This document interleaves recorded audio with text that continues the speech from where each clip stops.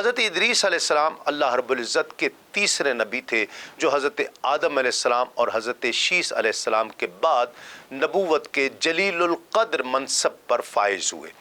آپ کی ولادت عراق کے شہر بابل میں ہوئی جو اس وقت کوفے کے نام سے مشہور ہے۔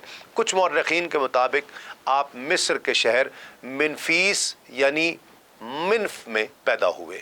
آپ کا اصل نام اخنوخ تھا، جبکہ قرآن مجید اور احادیث مبارکہ میں آپ کو ادریس کے نام سے پکارا گیا۔ آپ کو یہ لقب اس لیے ملا کیونکہ دنیا میں آپ نے سب سے پہلے لوگوں کو لکھنے پڑھنے کا درس دیا۔ اسی بنا پر لوگ آپ کو ادریس یعنی درس دینے والا کہہ کر پکارنے لگے۔ بائبل کے مطابق آپ کا نام زوک تھا۔ آپ حضرت شیس علیہ السلام کے بیٹے انوش کی نسل سے ہیں۔ آپ کے والد کا نام یارد، والدہ کا نام برکانہ تھا اور بیوی کا نام معادنہ تھا۔ آپ کا ایک بیٹا بھی تھا جس کا نام متوشلخ تھا۔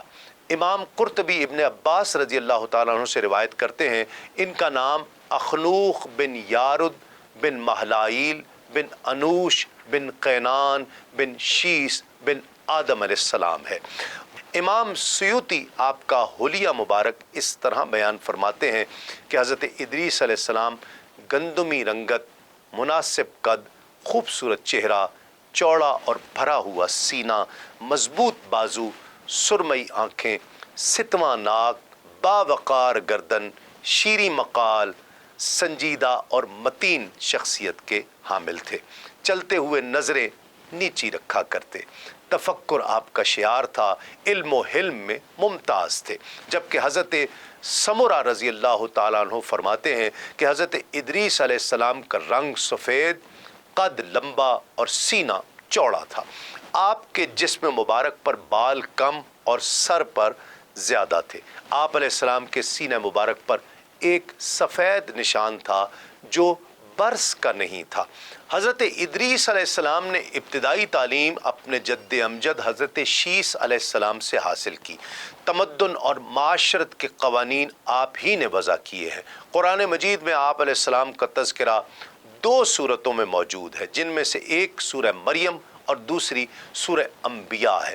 سورہ مریم کی آیت نمبر 56 اور 57 میں آپ علیہ السلام کے 2 اوصاف صداقت اور نبوت کا ذکر ہے اور ساتھ ہی آپ کو آسمان کی طرف اٹھانے کے واقعے کی طرف بھی اشارہ ہے۔ جبکہ سورہ انبیاء کی آیت 85 اور 86 میں حضرت اسماعیل اور حضرت ذوالکفل علیہ السلام کے ساتھ آپ علیہ السلام کو بھی صبر کرنے والا اور قرب الہی کے لائق بندوں میں شمار کیا گیا ہے۔ معارج النبوہ میں حضرت ادریس علیہ السلام کی طرف بعثت نبوت کا واقعہ اس طرح بیان کیا گیا ہے کہ حضرت شیس علیہ السلام کے سفر آخرت فرمانے کے بعد لوگ ایمان سے برگشتہ ہونے لگے۔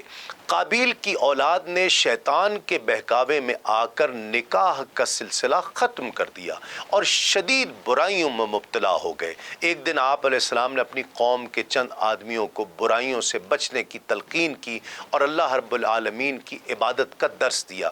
ان سب لوگوں نے آپ کی تصدیق کی۔ اس طرح 7 آدمی اسی خدا شناسی میں آپ کے ہم نوا ہوئے۔ بڑھتے بڑھتے یہ تعداد 70 ہو گئی اور اس کے بعد 700 تک پہنچ گئی اور پھر 1000 ہو گئی۔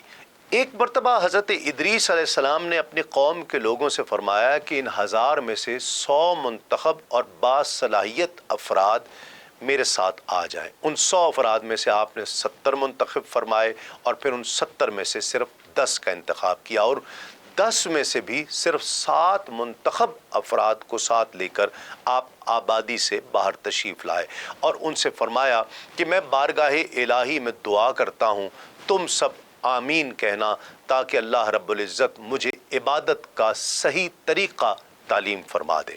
ان حضرات نے جنگل میں آ کر اپنے ہاتھ زمین پر رکھ کر پھیلا دیے اور اس وقت تک دعائیں کرتے رہے جب تک وہ بارگاہ ایزدی میں مستجاب نہ ہو گئیں۔ اللہ رب العزت نے 30 صحیفے نازل فرمائے جن میں احکام الہی لکھے ہوئے تھے۔